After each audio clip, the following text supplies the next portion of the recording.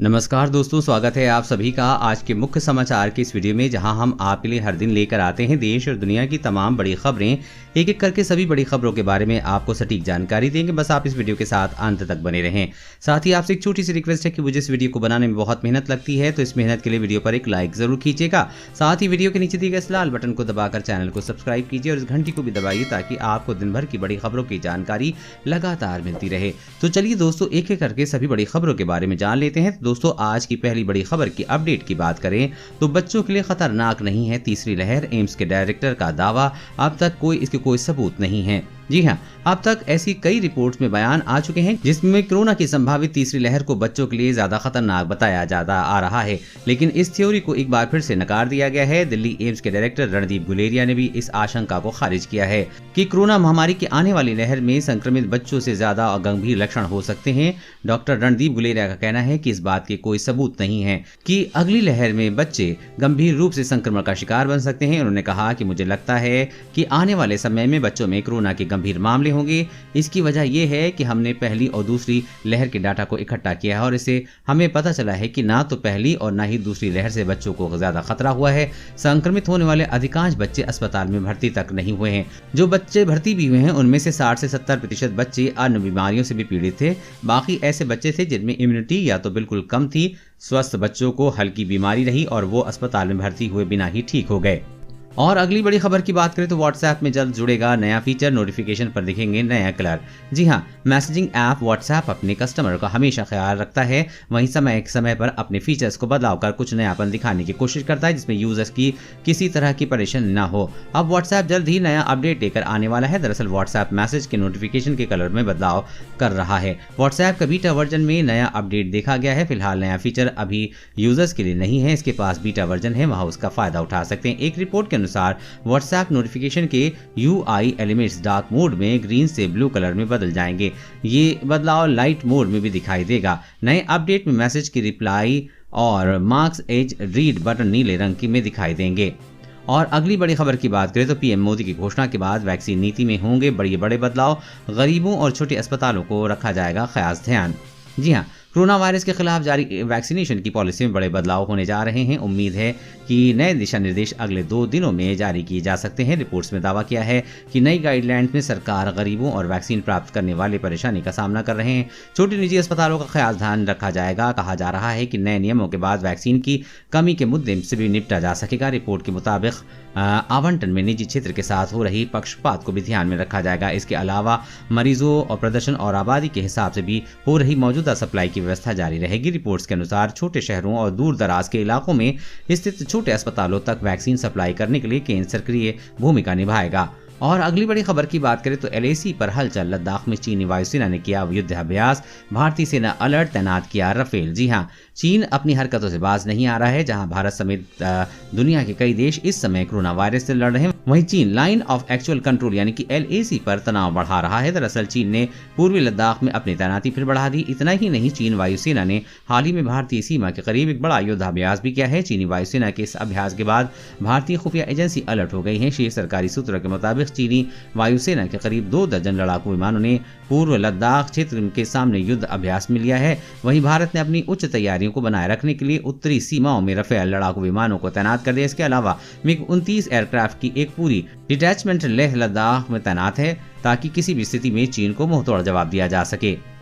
और अगली बड़ी खबर की बात करें तो पीएम मोदी की घोषणा के बाद सरकार ने कोविशील्ड और कोवैक्सीन की 44 करोड़ खुराकों का दिया ऑर्डर। जी हां, केंद्र सरकार ने कहा कि उसने प्रधानमंत्री नरेंद्र मोदी की कई टीका नीति की घोषणा के करने के बाद कोरोना रोधी टीकों कोविशील्ड और कोवैक्सीन की 44 करोड़ खुराक के लिए ऑर्डर दे दिया है। प्रधानमंत्री ने घोषणा की थी कि केंद्र राज्यों के खरीद कोटे को अपने हाथों में ले लेगा तथा 18 साल से अधिक आयु वर्ग के लोगों के लिए राज्यों को टीके मुफ्त उपलब्ध कराए जाएंगे।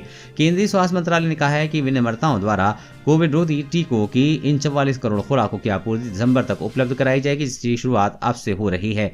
इस संबंध में एक अधिकारी ने बताया कि राष्ट्रीय कोविड टीकाकरण कार्यक्रम के दिशा निर्देशों में बदलाव की प्रधानमंत्री द्वारा घोषणा किए जाने के बाद केंद्र ने सीरम इंस्टीट्यूट ऑफ इंडिया को कोविशील्ड की 25 करोड़ खुराक तथा भारत बायोटेक को कोवैक्सीन की 19 करोड़ खुराक के लिए ऑर्डर दिया है। और अगली बड़ी खबर की बात करें तो नकली दवाओं को पैक करने वाली फैक्ट्री का भंडाफोड़, मौके से मिली लाखों की मशीनें और दवाइयां। जी हां, ग्रेटर नोएडा की इकोटेक स्थित औद्योगिक क्षेत्र में चल रही नकली एंटीबायोटिक दवाओं की पैकिंग करने वाली फैक्ट्री का भंडाफोड़ हुआ है। प्रशासन, औषधि विभाग और पुलिस की संयुक्त टीम ने फैक्ट्री पर छापेमारी कर इस दौरान मौके से करीब 50 लाख रुपए की कीमत की पैकिंग मशीन, पैकिंग मटेरियल और एंटीबायोटिक दवाएं बरामद की गई हैं। हालांकि फैक्ट्री में मौके से किसी भी गिरफ्तारी नहीं हो पाई है। ड्रग्स इंस्पेक्टर ने बताया कि मुखबिर से सूचना मिली थी कि इकोटेक 3 के औद्योगिक क्षेत्र में नकली एंटीबायोटिक दवाओं की पैकिंग की जाती है, जिसके बाद फैक्ट्री के प्रथम तल का ताला तोड़कर चेक करने पर फैक्ट्री के प्रथम तल पर पैकिंग मशीन व पैकिंग मटेरियल व एंटीबायोटिक की टैबलेट पैक तथा लूज भारी मात्रा में बरामद हुई है, जिनकी अनुमानित कीमत लगभग 50 लाख रुपए है। साथ ही पता चला है कि यहां पर बनी नकली दवा देश के कई हिस्सों में भेजी जा रही है। और अगली बड़ी खबर की बात करें तो क्या कोरोना महामारी से पहले ही चीन ने बना ली थी वैक्सीन? टॉप वायरोलॉजिस्ट ने जताई ये आशंका। जी हां, चीन के वुहान लैब से कोरोना वायरस की उत्पत्ति की थ्योरी के पक्ष में दुनिया भर में विचार मजबूत हो रहे हैं, लेकिन इस बीच एक और सवाल है कि अगर चीन ने कोरोना वायरस से निकला तो उसने इतनी जल्दी इस पर काबू कैसे पा लिया? क्या उसने इसकी वैक्सीन पहले ही बना ली थी? दरअसल टॉप वायरोलॉजिस्ट को ऐसे ही प्रतीत हो रहा है कि चीन शायद दुनिया में यह सच छिपा रहा है और उसने महामारी से पहले ही वैक्सीन तैयार कर ली थी। चीनी वायरस से दुनिया भर में करीब 37 लाख से अधिक लोगों की मौत हो चुकी है और करीब 18 करोड़ लोग संक्रमित हो चुके हैं, जबकि दुनिया के सबसे अधिक 140 करोड़ की आबादी वाले देश में कोरोना के सिर्फ 91,300 संक्रमण के मामले दर्ज किए गए हैं और 4,636 लोगों की मौत हुई है। कोरोना वायरस के दर्ज मामलों में चीन दुनिया भर में 98वें नंबर पर मौजूद है। वहीं वैज्ञानिकों ने बताया कि चीन ने कोरोना वैक्सीन के लाइसेंस के लिए 24 फरवरी 2020 को दिए गए आवेदन के उदाहरण का जिक्र किया है। उन्होंने आशंका जताई है कि कोरोना विस्फोट के महज 2 महीने के भीतर वैक्सीन पर काम करना बहुत जल्दबाजी की बात मालूम होती है। उन्होंने आशंका व्यक्त की है कि चीन ने वैक्सीन के निर्माण के लिए कम से कम 1 साल पहले से काम करना शुरू किया होगा। और अगली बड़ी खबर की बात करें तो मोदी सरकार का ऐलान, 2022 में पूरी तरह से बैन हो जाएगा एकल उपयोग वाला प्लास्टिक। जी हां, केंद्र सरकार अगले साल से एकल उपयोग वाला प्लास्टिक यानी कि सिंगल यूज प्लास्टिक पर पूरी तरह से पाबंदी लगाने के बारे में सोच रही है। केंद्र सरकार ने 1 जनवरी 2022 से 2 चरणों में सिंगल यूज प्लास्टिक पर प्रतिबंध का प्रस्ताव रखा है। इसे लेकर एक ड्राफ्ट अधिसूचना जारी की गई है, जिसमें बताया गया है कि ये योजना छोटे व्यवसायियों और व्यापारियों को प्रभावित न करे। साथ ही केंद्र सरकार ने कचरे में बढ़ते खतरों को देखते हुए इस साल 30 सितंबर से पॉलिथीन की थैलियों की मोटाई 50 माइक्रोन से बढ़ाकर 125 माइक्रोन करने का भी फैसला लिया है। फिलहाल देश में 50 माइक्रोन से कम के पॉलिथीन बैग पर प्रतिबंध है। 2 चरणों में सिंगल यूज प्लास्टिक बैन होगा। इसके पहले 1 जनवरी 2022 से कुछ प्लास्टिक की चीजें जैसे प्लास्टिक के झंडे, गुब्बारे और कैंडी स्टिक बैन होंगी और फिर 1 जुलाई 2022 से प्लेट, कप, ग्लास, कटलरी जैसे कांटे, चम्मच, चाकू, सिगरेट के पैकेट जैसे प्लास्टिक पर बैन लगेगा। और अगली बड़ी खबर की बात करें तो डेल्टा बीटा वेरिएंट के खिलाफ असरदार है कोवैक्सीन, शुरुआती स्टडी में दावा। जी हां, कोरोना वायरस के डेल्टा और बीटा वेरिएंट के खिलाफ कोवैक्सीन कारगर है। इस बात का दावा हाल ही में हुई एक स्टडी में किया जा रहा है। ये study Indian council of medical research यानी कि ICMR, पुणे के नेशनल इंस्टीट्यूट ऑफ वायरोलॉजी और भारत बायोटेक ने मिलकर की है। इस स्टडी में कहा जा रहा है कि कोवैक्सीन 2 वेरिएंट ऑफ कंसर्न के खिलाफ सुरक्षा दे रही है। एक्सपर्ट बताते हैं कि डेल्टा स्ट्रेन काफी ज्यादा संक्रामक है और ये तेजी से फैलता है। सरकार ने कहा था कि इसकी वजह से भारत में कोरोना की दूसरी लहर आई थी। और अगली बड़ी खबर की बात करें तो चलिए दोस्तों फटाफट जान लेते हैं आज के ताज़ा मौसम समाचार अपडेट के बारे में। तो आपको बता दें कि मुंबई में मानसून की दस्तक, कई जगह हो रही है भारी बारिश। देश के 14 राज्यों में येलो अलर्ट।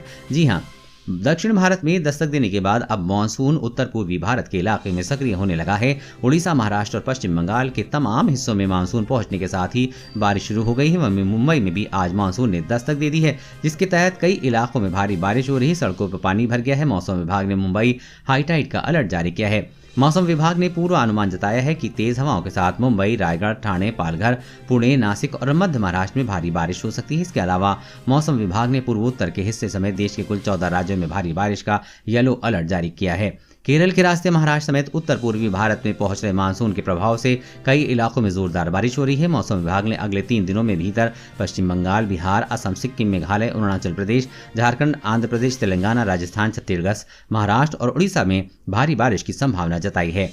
इधर हिमाचल प्रदेश में मानसून से पहले पश्चिमी विक्षोभ के सक्रिय होने से मौसम में बदलाव आएगा। इस बदलाव की वजह से देश भर में कई बने मौसमी सिस्टम बन रहे हैं, जैसे कि मध्य पाकिस्तान के ऊपर चक्रवाती हवाओं का क्षेत्र बना हुआ है। वहीं एक चक्रवाती हवाओं का क्षेत्र दक्षिण पूर्वी राजस्थान पर बना हुआ है। एक ट्रफ रेखा उत्तर प्रदेश के मध्य भागों में बांग्लादेश तक फैली हुई है और एक अनट्रफ रेखा पूरी बिहार से लेकर पश्चिम बंगाल होते हुए अतिरिक्त उड़ीसा तक फैली हुई है। जिस कारण आने वाले कुछ घंटों में केरल, तमिलनाडु, पूर्वी बिहार और झारखंड के कुछ हिस्सों में हल्की से मध्यम बारिश हो सकती है। वहीं अगले 24 घंटे के दौरान देश भर में मौसम का हाल कैसा रहेगा, तो आपको बता दें कि पूर्वोत्तर भारत, उड़ीसा और उत्तरी तटीय गंगीय पश्चिम बंगाल, अंडमान और निकोबार द्वीप समूह और कोंकण और गोवा के कुछ हिस्सों में हल्की से मध्यम बारिश के साथ कुछ स्थानों पर भारी बारिश हो सकती है। तेलंगाना, तटीय कर्नाटक, छत्तीसगढ़ के कुछ हिस्सों, विदर्भ और दक्षिण पूर्व मध्य प्रदेश के हल्की से मध्यम बारिश के साथ कुछ स्थानों पर तेज बारिश हो सकती है। केरल, तमिलनाडु के कुछ हिस्सों में हल्की बारिश हो सकती है।